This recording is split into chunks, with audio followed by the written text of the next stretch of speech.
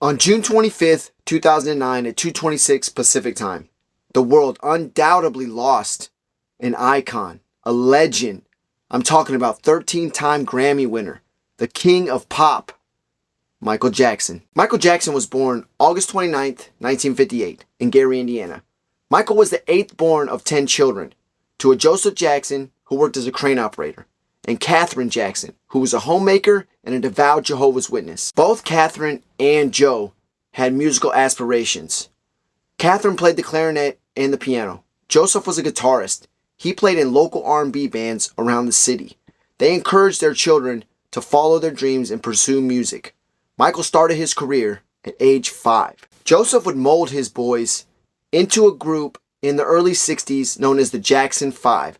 The Jackson 5 consisted of Michael's 4 siblings, his brother Tito, Marlon, Jackie, and Jermaine. The Jackson 5 would eventually be opening for acts like Gladys Knight and James Brown, who were both signed by the legendary Motown record label. It wasn't long after that the Jackson 5 would garner attention from Motown founder Berry Gordy. The Jackson 5 had become so popular by the late 60s, they even got a show in their image that ran from 1971 to 1972. But most people didn't know that there was trouble brewing backstage between Berry Gordy and Joseph Jackson over the kids' careers. Throughout the 70s, Michael was doing side solo projects while still performing with his brothers in the Jackson 5. But in 1979, Michael would release his breakthrough album, Off the Wall. It would garner hits like Rock With You and Don't Stop Till You Get Enough. Do you want to talk about a follow-up album? Michael Jackson would follow up his 1979 album, Off the Wall, with one of the greatest follow-up albums of all time. In 1982, Michael would release his album, Thriller, which to this day has sold a world record amount of copies worldwide. Hits like Beat It, Thriller, Billie Jean, Human Nature. This album was absolutely amazing. This album, Thriller, would garner 12 Grammy nominations for Michael that year. He would notch 8 as he left that night. And then in late December 1983, they would release a 14-minute mini-movie for the song Thriller. To this day, as a child, I remember laying on a bed with my aunt and seeing the Thriller video play on her TV as she was watching MTV as a teenager. One of the most fond memories I have in my life. And I guarantee Thriller has a fond memory in many people's hearts and minds. Riding the coattails of everything that Thriller was bringing Michael, in 1983, he would do a live special honoring Motown, where he would perform his #1 hit, Billie Jean. It was that night that Michael would unveil his legendary signature moonwalk, which he had learned 3 years earlier from musician Jeffrey Daniel. In 1987, Michael would release his next studio album, Bad. It did not garner the same success as Thriller, but I tell you, it did definitely top the charts. And man, it had my favorite song, The Way You Make Me Feel. It also had singles like Bad, Dirty Diana, and Man in the Mirror.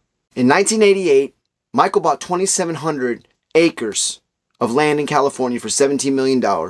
This land would become the famous Neverland Ranch, which he named after the fantasy island from the movie Peter Pan. In 1991, Michael would release his next album, Dangerous, which many people say this was a change in a musical direction for Michael. To me, it was just another great album by the King. But it spawned his single, Black and White, which also garnered a music video and a cameo from, at that time, famous child star Macaulay Culkin. In 1993, with Michael Jackson's popularity growing to insane heights around the world, he would perform several important events that year, including Super Bowl 27's halftime show, which to this day is considered one of the greatest halftime shows of all time. In 1995, Michael would release his next album, History, to a very, very lukewarm reception by the world. He would then follow that up in 2001 with his next album, Invincible. Again, it reached high on the charts, but it was mixed reviews for the album as a whole.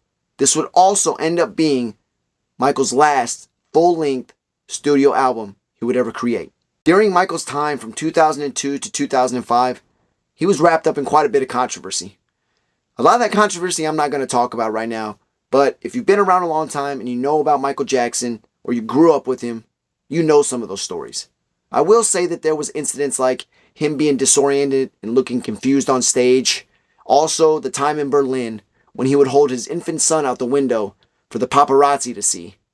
Things like that were very controversial, but he went through a lot more than that during that time. In early 2009, Michael announced that he would be doing his farewell tour. The tour will be called This Is It.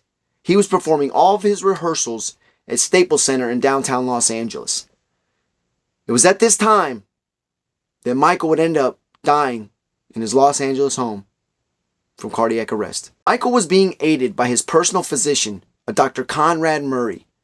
Dr. Conrad Murray was administering sedatives to Michael Jackson through an IV. He would give him 50 milligrams of propofol per night to help him sleep. It was after one of these dosages of propofol that Dr. Conrad Murray would step out of the room. He was paid to be there with Michael to watch over him while these meds were in his system and make sure his vitals looked good and everything looked good so nothing would happen. But of course, as it goes, the moment Dr. Conrad Murray stepped out of that room, Michael Jackson started having breathing trouble. By the time Dr. Conrad Murray came back, he seen something was wrong. He started to administer CPR. But administering CPR wasn't what Michael needed at that time, and the doctor didn't know that. He didn't realize that, and he should have. Michael could have been saved had he reacted the right way and a little faster. But all things happen the way they're supposed to, some say. And maybe that was the way it was supposed to happen. But unfortunately, that was the night we lost the king of pop, Michael Jackson. Thank you, everybody, for listening to this story. My version of the short bio of Michael Jackson. I love telling this story. Michael Jackson meant a lot to me. And if you like this story and you like what I had to say, please like and subscribe. It'll help this channel grow and it'll help me a great deal. But when I say Michael Jackson meant a lot to me, I don't mean personally in a sense. I didn't know Michael. I'm not part of his family. I never met him. But I can say this, and I'm sure many will agree. My life, from the time I was born till now, I always heard a Michael Jackson song or an interview or something pertaining to him all throughout my life. So I can kind of say I grew up with Michael Jackson. So in that sense, he means a lot to me. There's a lot of fond memories with Michael Jackson in the background of my life. And again, I'm sure many of you can say the same. So let's take this moment and remember the greatness of the king of pop, Michael Jackson. What he did and the legacy he left. Because it's a huge one. He put his stamp. And there's many others that have done the same that are no longer with us on this earth.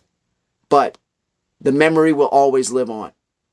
For those out there who feel the way I feel about Michael Jackson and the stamp that he left on my heart and this world, give this a like. Please. Give this video a like so it can spread to more people so they can hear this story. Hopefully it'll motivate them. Maybe it'll motivate them to go check out Michael Jackson and discover him for the first time. Or hopefully it'll motivate them to want to tell a story that means a lot to them about somebody who means a lot to them. Whether it's vicariously through the distance of a TV screen or a movie screen, somebody you've never met, or maybe it is somebody you know, and you want to tell that story of what they mean to you and how they impacted your life. Go tell it. I encourage it. And again, thank you everybody for watching. If there's somewhere you want to go there. If there's somebody you want to meet, go meet them. If there's something you want to do, go and do it. And again, remember, this is what we do on this channel. We dream big. Thank you, everybody.